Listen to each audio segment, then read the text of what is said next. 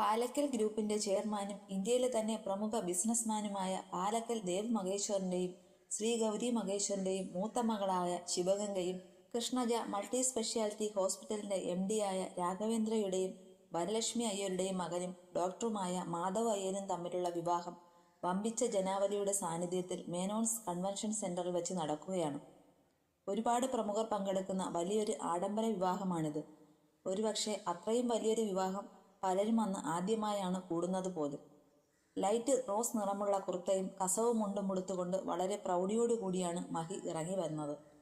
ഒപ്പം പനിനീർ മൊട്ടിന്റെ നിറമുള്ള കാഞ്ചീപുരം പട്ടണിഞ്ഞു മുടിയിൽ നിറയെ മുല്ലപ്പൂവും വെച്ച് മിതമായ ആഭരണങ്ങളൊക്കെ ധരിച്ചുകൊണ്ട് അവന്റെ ഒപ്പം ഗൗരിയും ഉണ്ടായിരുന്നു. തെന്നിന്ത്യയിലെ പ്രമുഖ മേക്കപ്പ് ആർട്ടിസ്റ്റായിരുന്നു ശിവയെ മേക്കപ്പ് ചെയ്തത്. പിസ്ത ഗ്രീൻ നിറമുള്ള ഒരു സാരിയും അതിനോട് ചേർന്ന ജ്വല്ലറി കളക്ഷൻസും ഒക്കെ ഇടിവിച്ച് ശിവയെ അണിയിച്ചൊരുക്കിയപ്പോൾ അവൾ ഒരു ദേവതയെപ്പോലെയായിരുന്നു. എന്തിനും ഏതിനും നിർദ്ദേശങ്ങൾ നൽകിക്കൊണ്ട് അവളുടെ അടുത്ത് തന്നെ അനുജനായ രുദ്രദേവുമുണ്ട്. സ്ഥായി ഭാവം ഗൗരവമാണെങ്കിലും ചേച്ചിക്കുട്ടിയുടെ മുന്നിൽ അവൻ വെറും ദേവൂട്ടൻ മാത്രമാണ്. ആകെ കൂടി ഉത്സവ പ്രതീതി. മഹിയുടെ സഹോദരങ്ങളും അവരുടെ കുടുംബങ്ങളും ഒക്കെ ഒരാഴ്ച മുന്നേ എത്തിയിരുന്നു. കസിൻസ് എല്ലാവരും കൂടി ഒത്തുചേർന്നപ്പോൾ വിവാഹ ഒരുക്കങ്ങൾ ആവേശത്തിലായിരുന്നു. ചെക്കനും കൂട്ടരും എത്തി. രുദ്ര, നീ അങ്ങോട്ട് വന്നേ അവരെ സ്വീകരിക്കുവാൻ വല്യച്ഛൻ വന്ന് വിളിച്ചപ്പോൾ അവൻ അയാളുടെ ഒപ്പം പുറത്തേക്ക് പോയി. കല്യാണ പല്ലക്കിൽ എഴുന്നള്ളിച്ചുകൊണ്ട് വരികയാണ് മാധവിനെ. കേരളത്തനിമ വിളിച്ചോതുന്ന രീതിയിലുള്ള സ്വീകരണ ചടങ്ങായിരുന്നു അവിടെ നടന്നത്. കഥകളിയും തെയ്യവും പൂക്കാവടിയും മലയാളി മംഗന്മാരും എന്ന് വേണ്ട ആർക്കും വർണ്ണിക്കുവാൻ പോലും ആകാത്ത തരത്തിലുള്ള ചടങ്ങായിരുന്നു അത്. മുല്ലപ്പൂക്കൾ കൊണ്ട് അലങ്കരിച്ച പന്തലിലേക്ക് ചെറുക്കനെയും കൂട്ടരെയും ആനയിച്ചുകൊണ്ട് വന്നിരുത്തിയ ശേഷമായിരുന്നു ശിവയെ എതിരേൽക്കുവാൻ എല്ലാവരും പോയത്. ആർപ്പുവിളികളുടെയും ആരവങ്ങളുടെയും അകമ്പടിയോടെ അവൾ ഒരു രാജകുമാരിയെ പോലെയായിരുന്നു എഴുന്നള്ളി വന്നത്. സദസ്സിനെ സ്വാഗതം ചെയ്തുകൊണ്ട് ഇരുവരും മണ്ഡപത്തിൽ സീതാരാമന്മാരെ പോലെ ശോഭിച്ചു നിന്നു. തങ്ങളുടെ മകളെ വിവാഹവേഷത്തിൽ കണ്ടപ്പോൾ മഹിയുടെയും ഗൗരിയുടെയും മിഴികളിൽ ആനന്ദാശ്രു പൊലിഞ്ഞു. ചേച്ചിയോട് ചേർന്നുകൊണ്ട് രുദ്രനും നിൽപ്പുണ്ട്. മുഹൂർത്തമായപ്പോൾ ക്ഷേത്ര പുരോഹിതന്മാർ മന്ത്രോച്ചാരണം തുടങ്ങി. മഹിയും ഗൗരിയും കൂടി തങ്ങളുടെ പൊന്നുമോളെ മാധവിന്റെ അരികിൽ ചേർത്തു നിർത്തി. മാധവിന്റെ കയ്യിലേക്ക് മഞ്ഞച്ചരടിൽ കോർത്ത ആലിലത്താലി നൽകിക്കൊണ്ട് ചടങ്ങുകൾ ആരംഭിച്ചു. ശ്ലോകങ്ങളും കീർത്തനങ്ങളും ഒക്കെ ചൊല്ലിയ ശേഷം പ്രാർത്ഥനയോടുകൂടി മാധവ് അങ്ങനെ ശിവയുടെ കഴുത്തിൽ താലി ചാർത്തിയ നിമിഷത്തിൽ കൊട്ടും കുരവയും ഉയർന്നു. പുഷ്പവൃഷ്ടിയും ആരവങ്ങളും നിരവധി ഫ്ലാഷുകൾ മിന്നി മാറിക്കൊണ്ടേയിരുന്നു. എല്ലാ മുഖത്തും സന്തോഷം മാത്രം. ചേച്ചിയെയും ചേട്ടനെയും ചേർത്തു പിടിച്ചുകൊണ്ട് രുദ്രൻ അവരുടെ നടുവിൽ തിളങ്ങി നിന്നു. വിവാഹപ്രായമായ പെൺകുട്ടികളുള്ള VIPs ആയിട്ട് വന്നവരുടെ ഒക്കെ കണ്ണിൽ രുദ്രനായിരുന്നു. നവവധൂവരന്മാർക്ക് ആശംസകൾ അർപ്പിക്കുവാൻ ആളുകൾ ഇടിച്ചു നിന്നു. പാലക്കൽ ഗ്രൂപ്പ്സിന്റെ എല്ലാ സ്ഥാപനങ്ങളിൽ നിന്നുള്ള ജോലിക്കാർ എല്ലാവരും അവിടെ എത്തിച്ചേർന്നിരുന്നു. അവർക്കൊക്കെ ധരിക്കുവാൻ വേണ്ടി പുതിയ ഡ്രസ്സുകൾ മഹിയും ഗൗരിയും പ്രത്യേകം വാങ്ങിക്കൊടുത്തതായിരുന്നു. ആളുകൾ ഒന്നൊന്നായി പിന്നെയും എത്തിക്കൊണ്ടിരിക്കുകയാണ്. ഇടയ്ക്ക് ഒന്നുപോയി ശിവയും മാധവും വേഷം മാറി വന്നു. ആ നേരം കൊണ്ട് ഫോട്ടോസ് എടുത്തു അവർ ആകെ മടുത്തുപോയിരുന്നു. 3 മണിക്കാണ് ചെക്കൻ്റെ വീട്ടിലേക്ക് പുറപ്പെടേണ്ട സമയം. അതുകൊണ്ട് അതിനു മുന്നേ തന്നെ അവരെ സദ്യ കഴിപ്പിക്കാൻ വേണ്ടി മഹി വന്നു കൊണ്ടുപോയി. രുദ്രന്റെ കുറേയേറെ ഫ്രണ്ട്സ് 2-3 ദിവസമായിട്ട് ഇവിടെ ഉണ്ടായിരുന്നു. അവർക്കൊക്കെ നേരത്തെ മടങ്ങണം. അതുകൊണ്ട് അവരെ യാത്ര അയക്കുവാൻ വേണ്ടി അവരും ധൃതി കൂട്ടി നടന്നു. മാധവിന്റെ വീട്ടിലേക്ക് പുറപ്പെടേണ്ട സമയമായപ്പോൾ ശിവയുടെ മിഴികൾ വിറനണിഞ്ഞു. അച്ഛൻ്റെ കയ്യിൽ നിന്നും വിടാതെ കൊണ്ട് അവൾ അങ്ങനെ ചേർന്ന് നിന്നു. ആദ്യമായി തങ്ങൾക്ക് കിട്ടിയ മുത്താണ്. അവളെ കയ്യിലേക്ക് കിട്ടിയ നിമിഷം മുതൽക്കേ ഉള്ള കാര്യങ്ങൾ മഹിയുടെ നെഞ്ചിലൂടെ കടന്നുപോയി. ചങ്കു പൊട്ടും പോലെയാണ് അവന് അപ്പോൾ തോന്നിയത്. എന്നാലും ഈ പരമമായ സത്യം അംഗീകരിക്കാതെ നിവർത്തിയില്ലെന്നുള്ളത് അവൻ മനസ്സിലാക്കി. ഏറ്റവും ഉചിതമായ സുരക്ഷിതമായ കൈകളിലാണല്ലോ തങ്ങളുടെ മകളെ ഏൽപ്പിച്ചത് എന്നൊരു സമാധാനം അവന്റെ ഹൃദയത്തിൽ നിറഞ്ഞു നിന്നു. തങ്ങളുടെ മുഖത്തെ ഭാവം മാറിയാൽ അത് മകൾക്ക് തിരിച്ചറിയുവാൻ കഴിയും. അതുകൊണ്ട് പിടിച്ചു നിന്നേ പറ്റൂ എന്ന് മഹിയും ഗൗരിയും തീർച്ചപ്പെടുത്തി. അച്ഛൻ്റെയും അമ്മയുടെയും അനുഗ്രഹം വാങ്ങിക്കൊണ്ട് രുദ്രന്റെ കവളിൽ മുത്തവും നൽകി മാധവിന്റെ ഒപ്പം കാറിലേക്ക് കയറവേ അവളുടെ മിഴികളുടെ നനവ് കവളിലൂടെ അരിച്ചിറങ്ങി. 2 ദിവസങ്ങൾക്ക് ശേഷം ഒരു ശനിയാഴ്ച. ഓഫീസിൽ നിന്ന് വന്ന ശേഷം രുദ്രൻ വെറുതെ കിടക്കുകയാണ്. പോക്കറ്റിൽ കിടന്ന് ഫോൺ ബെല്ലടിച്ചതും രുദ്രൻ അതെടുത്തു നോക്കി. മനോജ് അങ്കിൾ, അച്ഛൻ്റെ private secretary. Hello uncle, good evening. Good evening Rudran, താനിപ്പോൾ ബിസിയാണോ? നോ അങ്കിൾ, എന്തിനാണ് വിളിച്ചതെന്ന് പറഞ്ഞോളൂ. ഫ്രീ ആണെങ്കിൽ ഇന്ദിരാ പാർക്കിൻ്റെ അടുത്തേക്കൊന്ന് വരുമോ? നമുക്ക് കാര്യങ്ങളൊക്കെ നേരിട്ട് സംസാരിക്കാം. അതാണ് നല്ലത്. ഓക്കെ അങ്കിൾ, ഞാൻ ഉടനെ തന്നെ അങ്ങോട്ട് വരാം. ഫോൺ കട്ട് ചെയ്ത ശേഷം രുദ്രൻ ഉടനെ തന്നെ കാറിൻ്റെ ചാവിയും എടുത്തുകൊണ്ട് റൂമിൽ നിന്ന് പുറത്തേക്ക് ഇറങ്ങിപ്പോന്നു. എവിടേക്കാ മോനെ നീ? തിടുക്കപ്പെട്ട് ഇറങ്ങി വരുന്ന രുദ്രനെ നോക്കി ഗൗരി ചോദിച്ചു. മനോജ് അങ്കിൾ ഇപ്പോൾ വിളിച്ചു.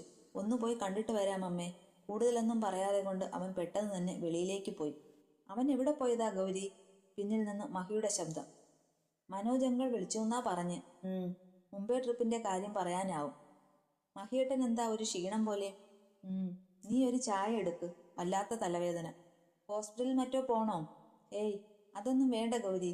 സ്ട്രോങ് ആയിട്ടുള്ള ഒരു ടീ കുടിക്കുമ്പോൾ അത് മാറും. മഹി പറഞ്ഞതും ഗൗരി ചായ എടുക്കാനായി അടുക്കളയിലേക്ക് പോയി. അന്ന് രാത്രിയിൽ രുദ്രൻ വന്നപ്പോൾ കുറച്ച് ലേറ്റായിരുന്നു. ആ സമയത്ത് മഹിയും ഗൗരിയും അത്താഴം കഴിക്കാതെ മകനെ നോക്കിയിരിക്കുമായിരുന്നു. ഓഫീസിലെ കുറച്ച് കാര്യങ്ങളൊക്കെ ഡിസ്കസ് ചെയ്തിരിക്കുമായിരുന്നു എന്നും സമയം പോയത് അറിഞ്ഞില്ലെന്ന് മാത്രമേ രുദ്രൻ അച്ഛനോട് പറഞ്ഞുള്ളൂ. ഇടയ്ക്കൊക്കെ അങ്ങനെ സംഭവിക്കാറുള്ളതാണ്. അതുകൊണ്ട് ആർക്കും യാതൊരുവിധ സംശയവും തോന്നിയതുമില്ല. ബിസിനസ് രംഗത്ത് അച്ഛൻ്റെ പാത തന്നെയായിരുന്നു രുദ്രനും പിന്തുടർന്നത്. ഹയർ സ്റ്റഡീസൊക്കെ അവൻ വിദേശ രാജ്യങ്ങളിലായിരുന്നു പൂർത്തിയാക്കിയത്. ഇപ്പോൾ അച്ഛൻ്റെ ഒപ്പമായിട്ട് 1 വർഷമാകുന്നു.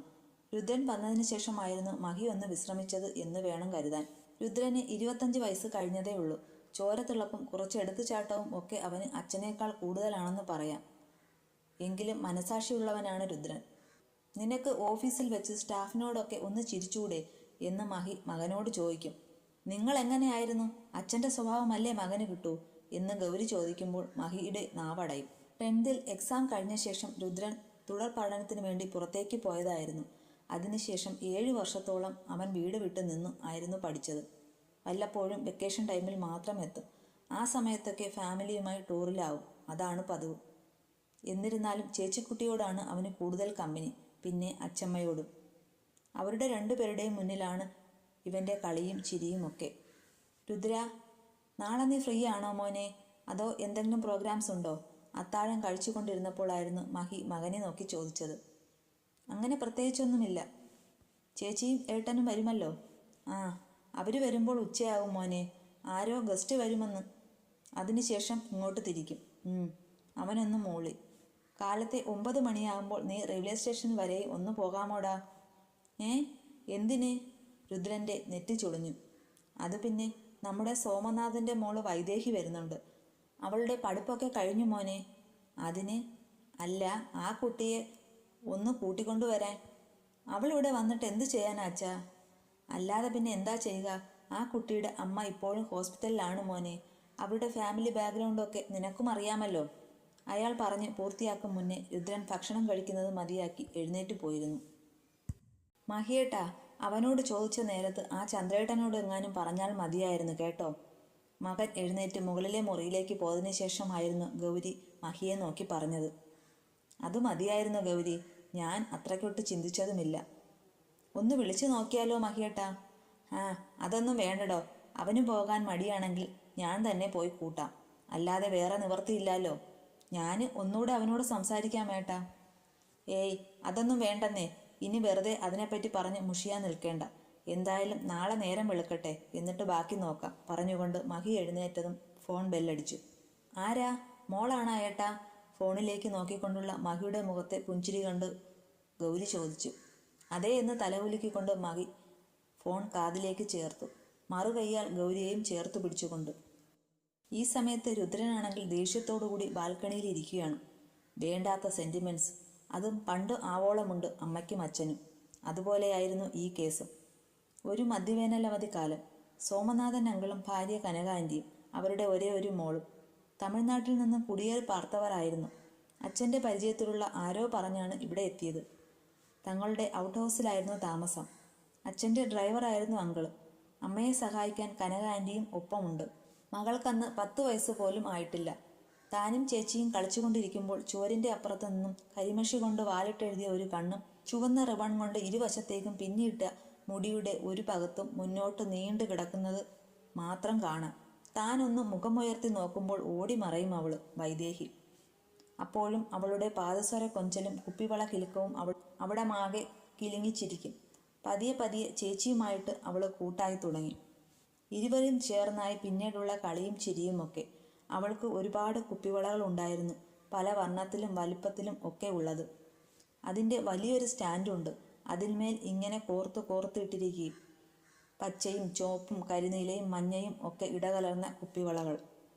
ഇതൊക്കെ ചേച്ചി വന്ന് തന്നോട് പറഞ്ഞ അറിവായിരുന്നു. ചേച്ചിക്ക് കൊണ്ടുവന്ന് കൊടുക്കുമായിരുന്നു അവൾ ഈ കുപ്പിവളകളൊക്കെയും. പതിയെ പതിയെ അവളും ചേച്ചിയും തമ്മിലുള്ള കൂട്ടുകെട്ട് ഒരുപാട് വളർന്നു. ചേച്ചിക്ക് നേരം വെളുത്താൽ വൈകും വരെയും വൈദേഹി മാത്രം മതി. ചെറിയൊരു കുശുമ്പ് തനിക്ക് അവളോട് തോന്നി തുടങ്ങിയിരുന്നു അപ്പോഴേക്കും. അത് മെല്ലെ മെല്ലെ വളർന്നു വലുതായി. പലപ്പോഴും അവൾ തന്നോട് മിണ്ടുവാൻ വരുമായിരുന്നു. എന്നാലും താൻ അവളെ അകറ്റി നിർത്തി. പിന്നീട് അവൾക്ക് തന്നെ പേടിയായി മാറി. ഇടയ്ക്കെങ്ങാനും ചുരുങ്ങിയ ചില വാക്കുകളിൽ എന്തെങ്കിലും പറഞ്ഞാലായി, അത്ര തന്നെ. അവധി കഴിഞ്ഞ് സ്കൂൾ തുറക്കാറായപ്പോൾ അച്ഛനാണ് വൈദേഹിയെയും തങ്ങൾ പഠിക്കുന്ന സ്കൂളിൽ ചേർത്തത്. അത്രയും വലിയൊരു സ്കൂളിൽ, അതും ഡ്രൈവറുടെ മോളെ. പലരും നെറ്റി ചുളിച്ചു, അച്ഛനെ ശകാരിച്ചു. എന്നാൽ അച്ഛൻ്റെ തീരുമാനം അതെന്നും ശരിയായിരുന്നു. എല്ലാ പിന്തുണയും പ്രഖ്യാപിച്ചുകൊണ്ട് അമ്മയും ഒപ്പമുണ്ടായിരുന്നു. അത് എന്നും എപ്പോഴും അങ്ങനെ തന്നെയായിരുന്നു. അച്ഛൻ്റെ നിഗമനം തെറ്റിയില്ല. വൈദേഹി മിടുക്കിയായി തന്നെ പഠിക്കുമായിരുന്നു. എല്ലാ തരത്തിലും അവൾ ഒന്നാമതായി മുന്നേറി. ഞാൻ 10ാം ക്ലാസ്സിലെത്തിയപ്പോൾ അവൾ 7ലായിരുന്നു. ആനുവൽ എക്സാം കഴിഞ്ഞ ശേഷം താൻ ഈ നാട്ടിൽ നിന്ന് പോയി. പോകുന്നതിൻ്റെ തലേ ദിവസം അച്ഛനും അമ്മയും ചേച്ചിയുമൊക്കെ എന്തൊക്കെയോ ഷോപ്പിംഗ് നടത്താൻ പുറത്തേക്ക് പോയതാണ്. താൻ വെറുതെ റൂമിലിരിക്കുകയായിരുന്നു. പാദസര കൊഞ്ചൽ കേട്ടതും താൻ മുഖമുയർത്തി നോക്കി. കരഞ്ഞു കലങ്ങിയ മിഴികളോടുകൂടി വൈദേഹി തൻ്റെ അടുക്കളയിലേക്ക് കയറി വന്നു. അന്ന് ആദ്യമായിട്ടായിരുന്നു തൻ്റെ മുറിയിൽ അവൾ വരുന്നത് പോലും. ദേവേട്ടൻ പോവാണോ? അമ്മ പറഞ്ഞുവല്ലോ പഠിക്കാനായി അങ്ങ് ദൂരെ എവിടെയോ പോണൂന്ന്. നേരാണോ ദേവേട്ട? ഇടറിയ ശബ്ദത്തിൽ അവൾ ചോദിച്ചു. ആദ്യമായിട്ടാണ് വൈദേഹി തന്നെ പേരെടുത്ത് വിളിക്കുന്നത് എന്നതായിരുന്നു താൻ ആദ്യം ഓർത്തത്. ദേവേട്ടാ, പോവോ ഇവിടുന്ന്? സത്യമായിട്ടും പോവോ? അതെ. അതിന് നിനക്കെന്താ? ഞാൻ എൻ്റെ ഇഷ്ടത്തിന് പോവും വരും. അല്പം ഗർവോടുകൂടി താൻ ചോദിച്ചു. വേണ്ട, ദേവേട്ടൻ പോവണ്ട. ഒരൊറ്റ കരച്ചിലോടെ അവൾ തന്നെ ഇറുക്കി പുണർന്നു. ദേവേട്ടൻ പോകുന്നത് എനിക്ക് സഹിക്കാൻ വയ്യ. എവിടെയും പോകണ്ട ദേവേട്ട. ഞാൻ അതിന് സമ്മതിക്കില്ല. തൻ്റെ നെഞ്ചിൽ മുഖമുരുട്ടിക്കൊണ്ട് തന്നെ ഇറുക്കി പുണർന്ന് കരയുന്നവളെ ഒരു നിമിഷം പകപ്പോടെ നോക്കി. എന്നിട്ട് അവളെ പിടിച്ച് ഊക്കോടുകൂടി ഒരൊറ്റ തള്ളായിരുന്നു. അവളുടെ നെറ്റി പോയി രക്തം കിനിഞ്ഞു. ആ അമ്മേ! നിലത്തേക്ക് അവൾ ഓർന്നിരുന്നു. കൈയിലൂടെ രക്തം ഒഴുകിയിറങ്ങി. ദേവേട്ടാ! അവളുടെ ചുണ്ടുകൾ വിറച്ചു. എന്നാടി, നിനക്ക് എന്നോട് പ്രേമമാണോ? എന്താടി? അവളുടെ ഇരു തോളിലും പിടിച്ചു പൊക്കി നിർത്തിക്കൊണ്ട് അവളെ വെറുപ്പോടെ നോക്കി. നാണമില്ലേടി നിനക്ക്? എന്നാ പ്രായമുണ്ട്? അല്ലെങ്കിൽ തന്നെ പാലക്കൽ വീട്ടിലെ രുദ്രദേവനെ പ്രണയിക്കാനുള്ള എന്താണ് നിനക്കുള്ളത്? മേലിൽ എൻ്റെ കൺമുന്നിൽ പോലും വന്നേക്കരുത്. പറഞ്ഞില്ലെന്ന് വേണ്ട. അവളെ പിടിച്ചു തൻ്റെ മുറിയിൽ നിന്ന് പുറത്താക്കി. ഒരു ഊക്കോടുകൂടി വാതിൽ കൊട്ടിയടച്ചു. പിന്നീട് ഇന്ന് വരേക്കും വൈദേഹിയെ താൻ കണ്ടിട്ടില്ല. പിറ്റേ ദിവസം യാത്ര പറഞ്ഞു പോകുമ്പോൾ കനകാൻ്റി മാത്രം മുറ്റത്ത് വന്ന് നിന്നിരുന്നു. വൈദേഹിയെ താനോട്ട് തിരിഞ്ഞതുമില്ല. വല്ലപ്പോഴും അവധി കിട്ടുമ്പോൾ താൻ നാട്ടിൽ വരും. ആ സമയത്തൊക്കെ തൻ്റെ വരവറിഞ്ഞുകൊണ്ട് അവൾ നേരത്തെ തന്നെ എവിടേക്കെങ്കിലും മാറും. അങ്ങനെ ഇരിക്കെ ഒരു ദിവസം അമ്മ വിളിച്ചപ്പോഴാണ് പറഞ്ഞത് സോമനാഥൻ അങ്കിൾ നെഞ്ചുവേദനയായിട്ട് ഹോസ്പിറ്റലിലാണെന്നുള്ള കാര്യം. താൻ പക്ഷേ അന്നത് അത്രയ്ക്ക് കാര്യമായിട്ട് എടുത്തതുമില്ല. പക്ഷേ പിന്നീട് 2 ദിവസം കഴിഞ്ഞപ്പോൾ ചേച്ചിയാണ് തനിക്ക് മെസ്സേജ് ഇട്ടത്, സോമനാഥൻ അങ്കിൾ മരിച്ചു എന്നുള്ള വിവരം. പെട്ടെന്ന് കേട്ടപ്പോൾ തനിക്ക് വല്ലാത്ത ഷോക്കായിരുന്നു. അന്ന് വൈദേഹിയുടെ +2 എക്സാം തീർന്ന ദിവസമായിരുന്നു എന്നൊക്കെ ചേച്ചി തന്നോട് പറഞ്ഞത്. താനാണെങ്കിൽ അന്ന് കാനഡയിലായിരുന്നു. അതുകൊണ്ട് വരാനൊന്നും കഴിഞ്ഞില്ല. പിന്നീട് ആ കുടുംബത്തിന് ഓരോരോ ദുരന്തങ്ങൾ വന്നുകൊണ്ടേയിരുന്നു.